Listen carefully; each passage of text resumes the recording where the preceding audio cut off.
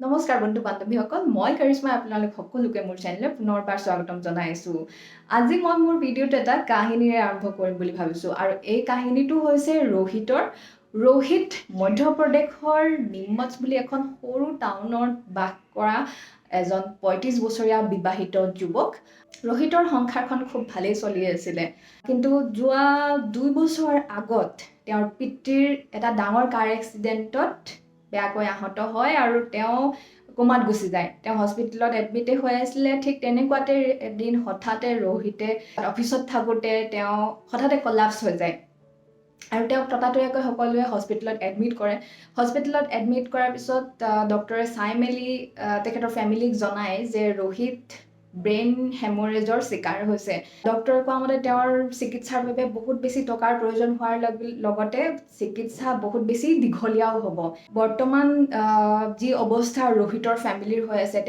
তেওঁলোকে মাটি বাৰী বিক্ৰী কৰি দিব লগা হৈছে ৰোহিতৰ আৰু দেউতাকৰ চিকিৎসাৰ কাৰণে ৰোহিতৰ এজন বন্ধুৱে ৰোহিতৰ পৰিয়ালক আশ্বাস দিলে যে তেওঁ ৰোহিতৰ কাৰণে ফাণ্ড ৰেইজিঙত ৰোহিতৰ পৰিয়ালক সহায় কৰিব এতিয়া ক্ৰাউড ফাণ্ডিং কৰি বৰ্তমান ৰোহিতৰ ফ্ৰেণ্ডজনে ৰোহিতৰ বাবে দৰকাৰ হোৱা পইচাৰ ৯০ লাখ টকাৰ প্ৰায় ৮০ লাখ টকা যোগাৰ কৰিবলৈ সক্ষম হৈছে আৰু এই কাহিনীটো মিছা মই বনাই কোৱা কাহিনী নহয় এই কাহিনীটো এটা সঁচা কাহিনী আৰু যিটো কাহিনী কেটৰ ৱেবছাইটত গ'লে আপোনালোকে দেখা পাব keto.org হৈছে এটা ক্ৰাউড ফাণ্ডিং প্লেটফৰ্ম কিন্তু keto.org লৈ যোৱাৰ আগতে মই আপোনালোকক ক'ব বিচাৰিছোঁ যে ক্ৰাউড ফাণ্ডিংনো আচলতে হয় কি একদম মই সহজকৈ আপোনালোকক ক'ব বিচাৰিছোঁ ধৰি লওক আপোনাৰ ঘৰত কাৰোবাৰ বেমাৰ হৈছে চিকিৎসাৰ বাবে দৰকাৰ হৈছে ৯০ লাখ টকা আৰু সেই ৯০ লাখ টকা যদি আপুনি এজন মানুহক খুজিবলৈ যায় হয়তো আপুনি নাপাব পাৰে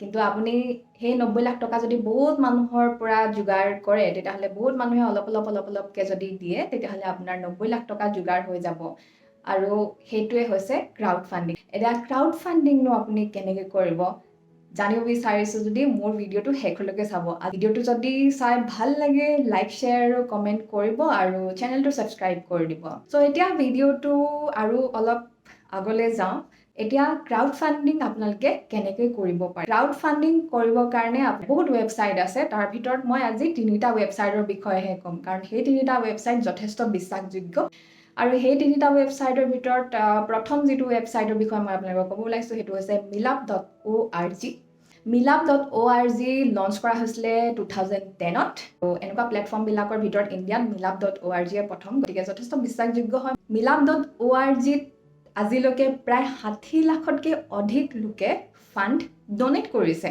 আৰু meetup.org জৰিয়তে এতিয়ালৈকে জেনেৰেট হৈছে প্ৰায় ১৪০০ কোটিতকৈও অধিক ফাণ্ড এতিয়া নেক্সট যিটো ৱেবছাইটৰ বিষয়ে মই ক'ব ওলাইছোঁ সেই ৱেবছাইটটো হৈছে keto.org keto.org লঞ্চ হৈছিলে 2012ত আৰু 3জন ফাউণ্ডাৰৰ ভিতৰত এজন হৈছে কুণাল কাপুৰ এক্টৰ কুণাল কাপুৰ ৰংদেৱচিন্তি থকা কুণাল কাপুৰো 3জন ফাউণ্ডাৰৰ ভিতৰত এজন এতিয়ালৈকে প্ৰায় 55+ লাখ ডনাৰে keto.org জৰিয়তে পইচা ডনেট কৰি আহিছে 3 নম্বৰতে মই ক'ব ওলাইছোঁ আন এটা ৱেবছাইটৰ বিষয়ে সেই ৱেবছাইটটো হৈছে impactguru.com এইটো লঞ্চ কৰিছিলে মেনকা গান্ধী 2014ত তেখেতে লঞ্চ কৰিছিলে আৰু তেওঁ তেতিয়াৰ সময়ৰ ইউনিয়ন কেবিনেট মিনিষ্টাৰ আছিলে উইমেন এণ্ড চাইল্ড ডেভেলপমেণ্টৰ বৰ্তমানলৈকে প্ৰায় ৫ লাখতকৈ অধিক ডনাৰে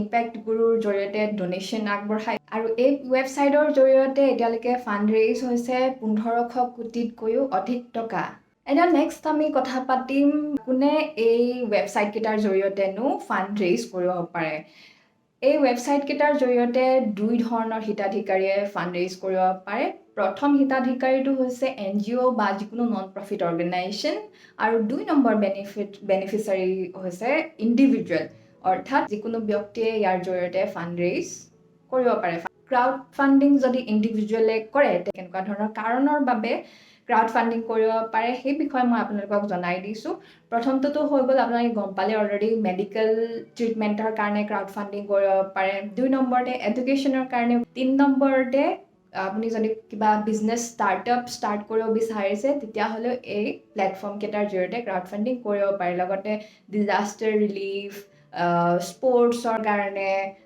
থিয়েটাৰৰ কাৰণে এবাৰ কেম্পেইনটো আপুনি আৰম্ভ কৰি দিয়াৰ পিছত তেওঁলোকে তেওঁলোকৰ ফালৰ পৰা একজন কেম্পেইন মেনেজাৰ বা একাউণ্টছ মেনেজাৰ আপোনাৰ লগত লগাই দিব।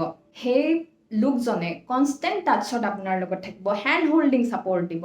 আৰু এনেকৈ ৱেবছাইটকেইটাৰ জৰিয়তে ক্ৰাউড ফাণ্ডিং কৰাৰ এটা চবতকৈ ডাঙৰ বেনিফিট হৈছে যে আপুনি এই পইচাটো কাকো কেতিয়াও ঘূৰাই দিব নালাগে। লগতে যিসকল ড'নাৰে ড'নেট কৰে, 20 ৰুপিজো মই ড'নেট কৰা দেখিছোঁ তেওঁলোকৰ ৱেবছাইট এটাত, 20 ৰুপিজো মানুহে ড'নেট কৰে। That's the beauty of this initiative, যে আপুনি অকলে যদি আপুনি কাৰোবাক সহায় কৰিব বিচাৰিছে, আপুনি অকলেই 10,000 20,000 ড'নেট কৰিব নালাগে, আপুনি 20 টকাও ড'নেট কৰিব পাৰে। অ'কে, চ' মই আপোনালোকক অকণমান দেখাই দিওঁ যে আপোনালোকে ক্ৰাউড ফাণ্ডিং ৱেবছাইটত গৈ ক্ৰাউড ফাণ্ডিং কেনেকৈ কৰিব।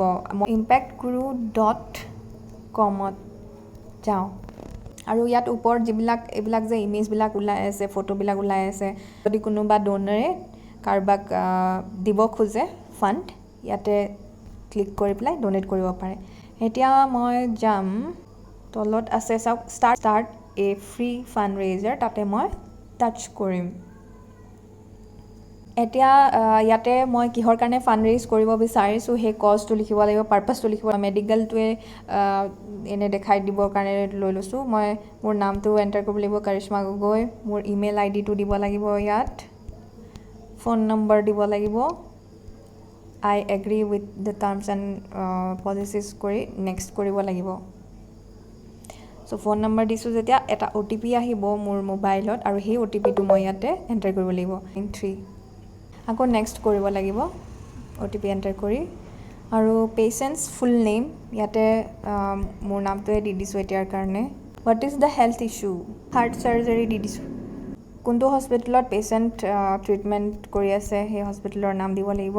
তাৰপিছতে এই এৰো মাৰ্কডাল কাৰ্চিনডাল য'ত আছে তাতে মই টাচ কৰি দিম, নেক্সট পেজলৈ গুচি যাব। এতিয়া গ'ল এমাউণ্টটো এণ্টাৰ কৰিব লাগিব। ছাপ'জ মোক লাগে 50,000।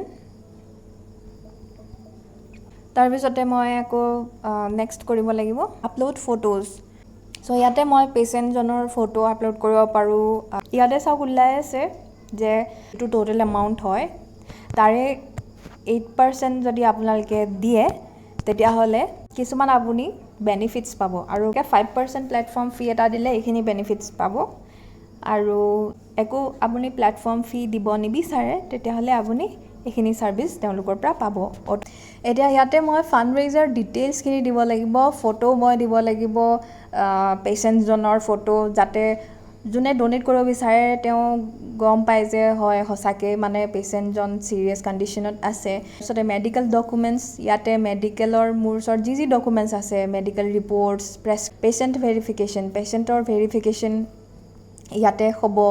পেচেণ্টৰ আধাৰ নাম্বাৰ, পেন নাম্বাৰ, এইবিলাক এফিলিয়েশ্যন উইথ পেচেণ্ট, মই যদি ফাণ্ড ৰেইজ কৰি আছোঁ মোৰ পেচেণ্টজনৰ লগত ৰিলেশ্যন কি, মান্থলি ইনকাম কিমান পেচেণ্টজনৰ ফেমিলিৰ, এই গোটেই ডিটেইলছখিনি ফিল আপ কৰি মই লিংকটো মই ডাইৰেক্ট ফেচবুকত বা ডাইৰেক্ট হোৱাটছএপত শ্বেয়াৰ কৰি দিলে মানুহে সেই লিংকটোত গৈ ডাইৰেক্ট ড'নেট কৰিব পাৰিব। একেবাৰে শেষত মই আপোনালোকক এটা অনুৰোধ কৰিব বিচাৰিছোঁ, impactguru.com-ৰ জৰিয়তে ৰিচেণ্টলি মোৰ এজন বন্ধু ঋষিৰাজ শৰ্মাই কেম্পেইন এটা, ফাণ্ড ৰেইজিং কেম্পেইন এটা আৰম্ভ কৰিছে। আৰু তেওঁৰ আচলতে দেউতাক কেঞ্চাৰ ৰোগত আক্ৰান্ত। আৰু আপোনালোকে যদি সেই কেম্পেইনটোৰ জৰিয়তে ঋষিক সহায় কৰিব বিচাৰে, তলত ডেছক্ৰিপশ্যনত লিংকটো আছে। ত' বন্ধু বান্ধৱীসকল, মোৰ আজিৰ ভিডিঅ'টোত ইমানখিনিয়ে আছিলে। আশা কৰিছোঁ মোৰ আজিৰ ভিডিঅ'টো আপোনালোকৰ হেল্পফুল যেন লাগিলে। মোক এই ভিডিঅ'টো বনাবৰ কাৰণে অনুৰোধ কৰিছিলে অমিত বৰুৱাই। যদি ষ্টাৰ্টআপ বিজনেছৰ কাৰণে ক্ৰাউড ফাণ্ডিং কেনেকৈ কৰিব লাগে সেই বিষয়ে জানিব বিচাৰিছে তেন্তে মোক জনাব নিশ্চয়। মই তাৰ ওপৰতো ভিডিঅ' বনাবলৈ চেষ্টা কৰিম। চ' আজিলৈ আহোঁ, বাই বাই।